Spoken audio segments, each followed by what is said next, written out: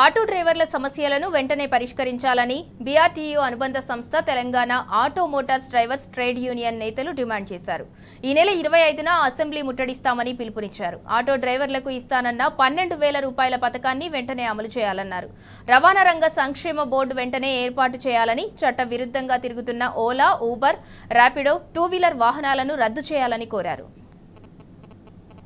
BRS party అనుబంధ trade యూనియన్గా ఉన్నటువంటి Telangana auto drivers union రాష్ట్ర కమిటీ, అదేవిధంగా మా గ్రేటర్ హైదరాబాద్ 2 కమిటీలు సమావేశం తెలంగాణ భవన్లో ఏర్పాటు చేసుకున్నారు.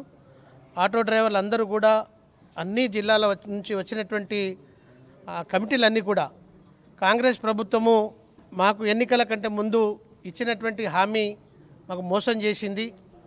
సంవత్సరానికి 12,000 రూపాయలు ప్రతి ఆటో డ్రైవర్లకు ఇస్తామని చెప్పేసి ఎన్నికల్లో హామీ ఇచ్చారు. తద్వారా మేము మోసపోయి ఓట్లు వేసాం. ఆ 12,000 ఇవ్వడం లేదు. పైగా ఉచితంగా మహిళలకు బస్సు సౌకర్యం కల్పించడం వల్ల మొత్తానికి మా ఉపాధి కోల్పోయి ఇవాళ మా ఆటో డ్రైవర్లు అందరూ కూడా సుమారు 6-7 నెలల కాలంలో 60 మందికి పైచిలుకు ఆత్మహత్యలు చేసుకొని మరి వాళ్ళ కుటుంబాలు రోడ్డున పడ్డటువంటి పరిస్థితి ఉన్నది.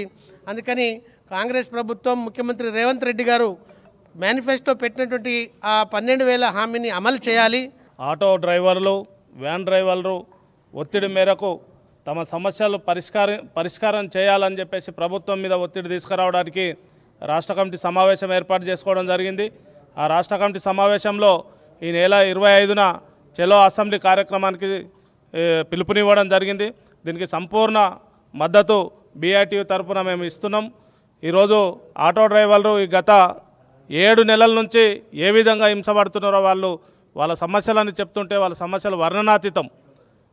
అధికారుల వేధింపులు, ట్రాన్స్పోర్ట్ అధికారుల వేధింపులు, ట్రాఫిక్ అధికారుల వేధింపులు, ఫైనాన్సర్స్ వేధింపులు, ఇవన్నీ గతంలో కేసీఆర్ గారి పాలనలో చాలా ప్రశాంతంగా మేము డ్యూటీలు చేసుకున్నాం.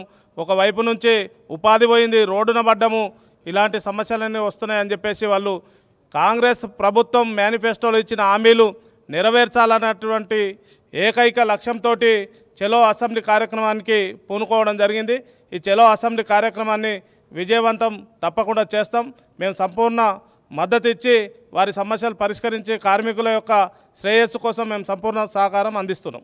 ఈ నెల 24వ తేదీన మరి రాష్ట్ర బడ్జెట్ తెలంగాణ ప్రభుత్వం అసెంబ్లీ సమావేశాలు నిర్వహిస్తారు కనుక ఇన్ని రోజులు మా ఆటో కార్మికుల పొట్టగొట్టి, మా ఆటో కార్మికుల డ్రైవర్ల భార్యల పుస్తల తాడులు తెంపి వాళ్ళను అనాథలుగా చేసినటువంటి కుటుంబాలను కాపాడాలి కాంగ్రెస్ ప్రభుత్వం అని మీరిచ్చిన హామీలే ఏదైతే అసెంబ్లీ ఎలక్షన్లో కానీ మొన్న జరిగిన పార్లమెంటు ఎన్నికల్లో కానీ ఆటో కార్మికులకు సంవత్సరానికి 12,000 సంక్షేమ బోర్డు ఏర్పాటు చేస్తాం, రవాణా రంగ కార్మికులను కాపాడుకుంటామని చెప్పి మీరు ఏదైతే హామీలు ఇచ్చి అధికారంలోకి వచ్చిర్రో ఆ హామీలు అమలు చేయక ఈ రాష్ట్రంలో ఇప్పటికే 58 మంది ఆత్మహత్యలకు పాల్పడి ఆ కుటుంబాలు రోడ్డున పడ్డాయి కనుక మేము ఈరోజు గ్రేటర్ హైదరాబాదు పెద్దది, 2 లక్షల మంది ఉన్నటువంటి ఆటో రంగం గ్రేటర్ హైదరాబాద్ కనుక